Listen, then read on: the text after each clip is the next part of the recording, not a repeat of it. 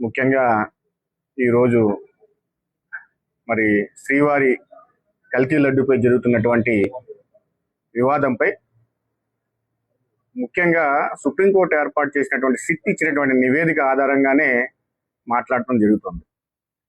అసలు ఆవు లేదు, పాలు లేదు, నెయ్యి ఎక్కడి నుంచి వచ్చింది? ఎంత దుర్మార్గమో చూడండి. దగ్గరగా 250 కోట్ల స్కామ్ ఇది. ఈ స్కామ్ ని బయట పెడతాకి మేము మా రాష్ట్ర అధ్యక్షుడు పవన్ కళ్యాణ్ గారి ఆదేశాల మేరకు ఈరోజు మచిలీపట్నం జనసేన పార్టీ కార్యాలయంలో మా ఇన్ఛార్జ్ బండి రామకృష్ణ గారి చేతుల మీదుగా ప్రజల్లోకి తీసుకెళ్లాలని చెప్పి దగ్గరగా 10,000 కరపత్రాలను ఇవాళ రిలీజ్ చేస్తున్నాం. ముఖ్యంగా జగన్మోహన్ రెడ్డి ప్రభుత్వంలో కల్తీ మద్యంతో వేలాది మంది మరి మృత్యువాత పడి మరి వాళ్ళ భార్య పిల్లలు రోడ్డును పడినటువంటి సంఘటన మనం మర్చిపోవటానికి వీలు లేనటువంటి పరిస్థితి.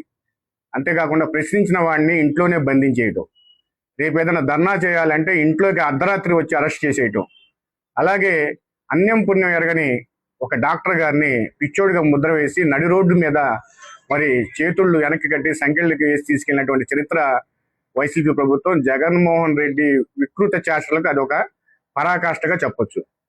అంతేకాకుండా ఒక బీసీ యువకుడిని మరి ఆ రోజు గడ్డివాములు పెట్రోల్ వేసి తగలబెట్టినటువంటి సంఘటన ఎవరు కూడా మర్చిపోయినటువంటి విషయం. అంత దుర్మార్గమైనటువంటి పాలన చేసినటువంటి జగన్మోహన్ రెడ్డి మీ బాబాయిని గొడ్డల పోటు వేసి ఇన్ని మాంగళ్యాన్ని తీసేసావు. అది ఎందుకంటే మీ సొంత విషయం.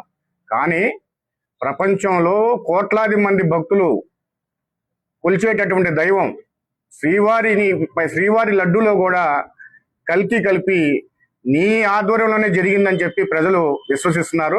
దాన్ని మాయ చేయటానికి మచిలీపట్నంలో పేరు నాని కంకణం కట్టుకున్నాడు.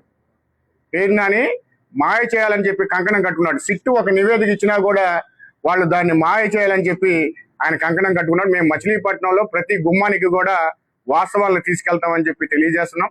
అంతేకాకుండా మచిలీపట్నంలో పేరు నాని ఏది జరిగినా ముందు వచ్చేసి పవన్ కళ్యాణ్ చంద్రబాబుని వాతలు పెట్టాలి, పెద్ద నేరం చేసినట్టుగా ఆ రోజున మీరు సంకీర్తన పెట్టారు, దేవాలయాలు ప్రక్షాళన చేశారని చెప్పారు. వాస్తవమే కదా, పవన్ కళ్యాణ్ గారు చెప్పింది వాస్తవం అని చెప్పి సుప్రీంకోర్టు ఏర్పాటు చేసిన సిట్ ఇచ్చిన నివేదిక ఆధారంగా చెప్తున్నాం. ఎందుకు పెట్టాలి పేరు నాని గారు? ఎవరికి పెట్టాలి? పవన్ కళ్యాణ్ గారికి వాతలు పెట్టాలంటున్నారు, చంద్రబాబు నాయుడు గారి వాతలు పెట్టాలంటున్నారు. మరి మీరు చేసిన దుర్మార్గం ఏంటి? 5,000 దొంగ బీ ఫార్మ్స్ పట్టాలు సృష్టించి మీ అబ్బాయి గెలుపు కోసం మరి ఎంతమంది అధికారులు మీరు బలి చేశారు? మరి మీకేం పెట్టాలి? రేషన్ బియ్యాన్ని మరి మీరు ఏం చేశారో ప్రజలందరూ చేసు గోడౌన్లో భద్రంగా దాచారా? దానికి మిమ్మల్ని ఏం శిక్షించాలి?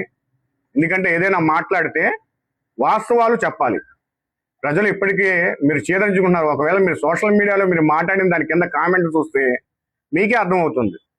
మేము మరొకసారి చెప్తున్నాం, కల్తీ నెయ్యి ఖచ్చితంగా 250 కోట్ల రూపాయలని శ్రీవారి ప్రసాదంలో దోచేసినటువంటి వైసీపీ ప్రభుత్వానికి, ఎందుకంటే శ్రీవారు ఎవరిని కూడా క్షమించేటటువంటి పరిస్థితి ఉండదు. ఆయనకి గతంలో 2 కొండలే అన్న వ్యక్తి ఏమయ్యాడో అందరికీ తెలుసు. అలాగే ఇవాళ ప్రజల్లో, రాష్ట్ర ప్రజల్లో ఒక సనాతన ధర్మాన్ని, హిందూ సంస్కృతిని ఆచరించేటటువంటి ప్రజల్లో ఒక్క తిరుపతి దేవాలయంలోనే జరిగిందా లేదా మిగతా దేవాలయాల్లో కూడా ఈ కల్తీని చేసి కోర్టు దోచుకున్నారా అనేటటువంటి అనుమానం కలుగుతుంది. దీని మీద కూడా సమగ్ర విచారణ జరగాలని చెప్పి, అలాగే ఏదైతే సనాతన ధర్మం ఉందో ఒక బోర్డును ఏర్పాటు చేయాలని చెప్పి మా పవన్ కళ్యాణ్ గారు ఆ రోజే చెప్పారు. ఖచ్చితంగా ఈ రాష్ట్ర ప్రభుత్వం సనాతన ధర్మ పరిరక్షణ బోర్డును ఏర్పాటు చేసి దేవాలయాల పరిరక్షణ కోసం, ఆగమ శాస్త్రాన్ని కాపాడేటట్టు కోసం మరి ప్రభుత్వం చర్యలు తీసుకోవాలని చెప్పి జనసేన పార్టీ నుంచి కూడా మేము ప్రభుత్వాన్ని కూడా కోరుతున్నాం. అలాగే ఈరోజు మరి ఈ కార్యక్రమానికి వచ్చినటువంటి మీడియా మిత్రులు